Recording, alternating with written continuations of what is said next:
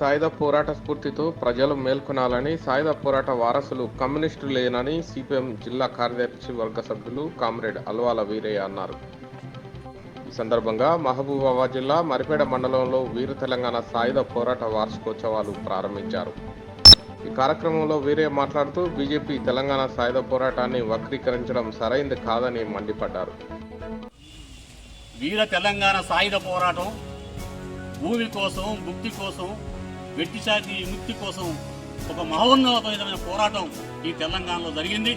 ఈ పోరాటంలో ప్రధానంగా ఆనాడు 1946 జూలై 4వ తేదీన దొడ్డి కోరయ్య అమరత్వంతో గ్రామాలే లేచి ఇది అన్యాయమైంది, దొడ్డి కోరయ్యను తప్పడం సరైనది కాదు, ఆనాడు భూస్వామ్య గుండాలు దాడి చేసి కాల్పుల లోపల దొడ్డి కోరయ్య మరణించాడు. దాంతో మొత్తం గ్రామాలుగా కదిలినప్పుడు కమ్యూనిస్టు పార్టీ ఆనాడు ఆలోచన చేసి మనం సాయుధ పోరాటానికి సెప్టెంబర్ 11వ తారీఖున 1946లో సాయుధ పోరాటానికి పిలుపునిచ్చింది కమ్యూనిస్ట్ పార్టీ. ఆ కమ్యూనిస్ట్ పార్టీలో నాయకుల్లో పుత్తలపల్లి సుందరయ్య గారు, రాయి నారాయణ రెడ్డి, బద్దం ఎల్లారెడ్డి, అదే రకంగా చక్కెర యాదగిరిరావు, భీమిరెడ్డి నరసింహారెడ్డి, మధు స్వరాజ్యం పెద్ద ఎత్తున ఈ తెలంగాణ సాయుధ పోరాటంలో పాల్గొన్నారు. ఆ పోరాటంతో ఈ తెలంగాణ సమాజం లోపల 10 లక్షల ఎకరాల భూములు పంచబడ్డాయి, వెట్టి చాకరీ నుంచి విముక్తి చేయబడ్డారు. అదే రకంగా వ్యవసాయ కార్మికులకు కనీస వేతనాలు పెరిగాయి, పేదలకు ఒక విముక్తి దొరికింది.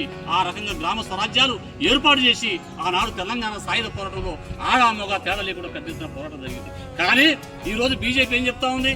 బీజేపీ చెప్తున్న మాట ఏంటిది?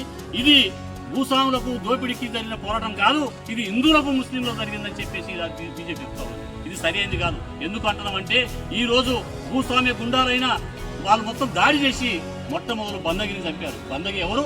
బందగి ముస్లిం కాదా? అదే రకంగా హైదరాబాద్ నడిబొడ్డు లోపల ఆనాడు చేతులు నరికి చంపేశారు సోయబుల్లా ఖాన్ని. సోయబుల్లా ఖాన్ ఎవరు? ఒక ముస్లిం కాదా? వీళ్ళందరూ కూడా ముస్లింలే. ఆనాడు పోరాటం చేసిన వాళ్ళే కదా. ముస్లింలకు ఇందులో జరిగిన పోరాటం కాదు ఇది. భూస్వాముల దోపిడికి నిజాం నవాబు ఆ రోజు మీరు ఉస్మాన్ అలీ ఖాన్ అతనికి వ్యతిరేకంగా జరిగిన పోరాటం ఈ పోరాటం అని చెప్పేసి ఈ సందర్భంగా మేము గుర్తు చేస్తాము. అందుకోసం బీజేపీ తప్పుడు మాటలు మానుకోవాలి, అదే రకంగా బీజేపీ విధానాలు మార్చుకోవాలి.